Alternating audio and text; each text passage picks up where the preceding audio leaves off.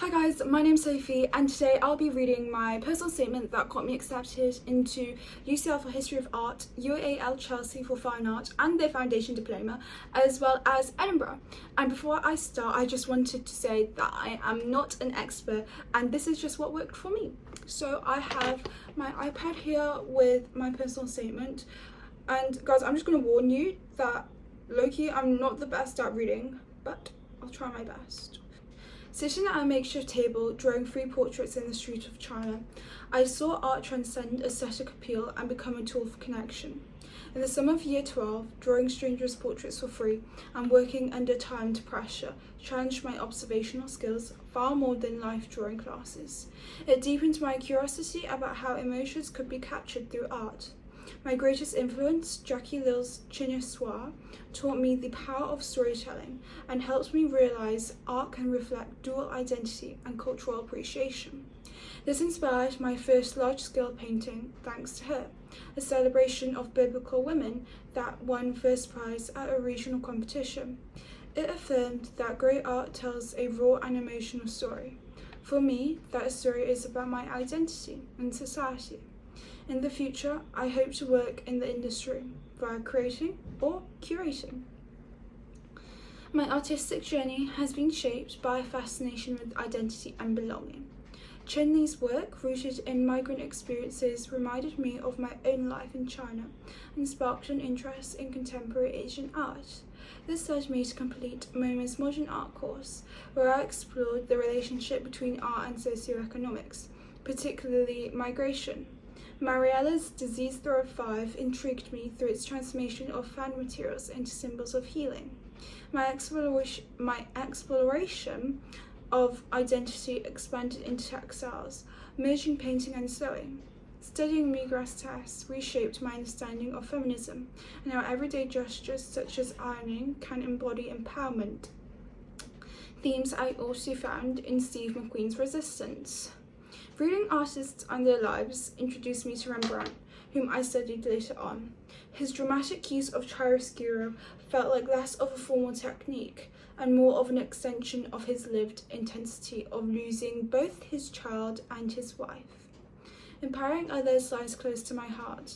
I volunteer in after-school and enrichment art clubs, encouraging younger students to find freedom in creative expression. I also tutor, aiming to support those who find classroom art too restrictive. My determination and initiative was recognised through the Textile Subject Prize and opportunities with Jimmy Choo, which developed my understanding of design and craftsmanship. Beyond the studio, I am drawn to the intersection of art and economics, writing an essay on the effects of levying VAT on private schools on social mobility. I reflected on my own experiences of attending both state and private school, which earned an accommodation and scholarship in the Global John Locke Essay Competition. My research into the economics of art was inspired by Mohammed's poor artists and by witnessing inequalities within the industry, from public funding gaps to the commercialisation of creativity. Exhibiting my work at the opening of the Haberdashers Art Gallery illuminated me to the funding gap between state and private schools, questioning how scarcity and value shapes the art world. Watching documentaries about Christie's further revealed how inequality and investment intertwine with the artistic worth. Art for me is inseparable from lived experiences. My sculpture exploring food consumption and control stemmed from my own struggles with body image, translation vulnerability into creative expression. I see art as both healing and observation, a means of questioning the world around us, the ordinary. Outside of art, I am passionate about debating, being head to my school's debate club and running for a regional competition. Inspired by Jessie Burke's talk on understanding contemporary art, I forwarded the motion of Is Modern Art Real Art?, where I discussed deliberate bias to understanding. I produce each session's motion and poster displayed across school. Having such responsibilities has allowed me to immerse myself into daily lives.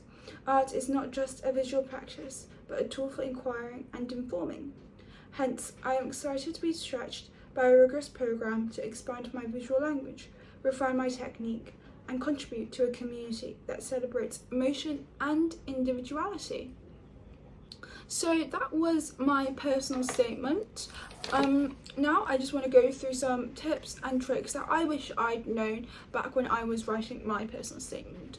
So to begin, what I found really useful was by starting with a chronological list of everything that I'd done. So by doing this, you can really see how your interests have developed. So for example, I think I wrote about how in A-level art I explored immigration and migrant experiences, and then this led me to then go look at a course, an online art course, where I discovered Mariella's Disease Thorough 5.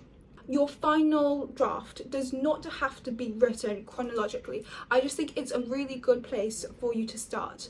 And the thing is, with art, I found it really hard to find supercurriculars to do, but what I did was I actually did not read a singular book. What I did was I went and listened to a bunch of audiobooks on Spotify. I really recommend Poor Artists, that's a really good one, as well as TEDx talks and courses. So on Coursera, I did an art history course, and I think it literally took me 2 weeks. In fact, I did most of my supercurricular things in the summer of year 12. So if you think it's too late, no, literally start now, guys. Start as soon as possible. Do not procrastinate it. With art, the application process is a tad different. And what I mean by this is apply during the December and January time. I actually applied like a week before the deadline. Basically, once you submit your personal statement, unis give you around 2-3 weeks to submit your portfolio of art and portfolio of work, and I know most schools do their coursework final pieces in November, December time, so I think it's a good idea to have more of your recent as well as high quality pieces in your portfolio rather than submitting it early in October. And then that brings me into linking your personal statement with your portfolio by choosing a central theme. So my central theme was actually, in my personal statement, was actually about identity and how art helps us understand each other. And so within my portfolio, I explored, I split it into 3 sections.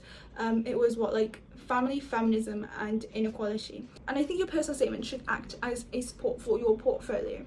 So yeah, guys, that was the personal statement that I wrote around this time last year. Thank you for watching this video. I hope you enjoyed it. And if you have any more questions, make sure to leave them down in the comments and I'll make sure to reply to them.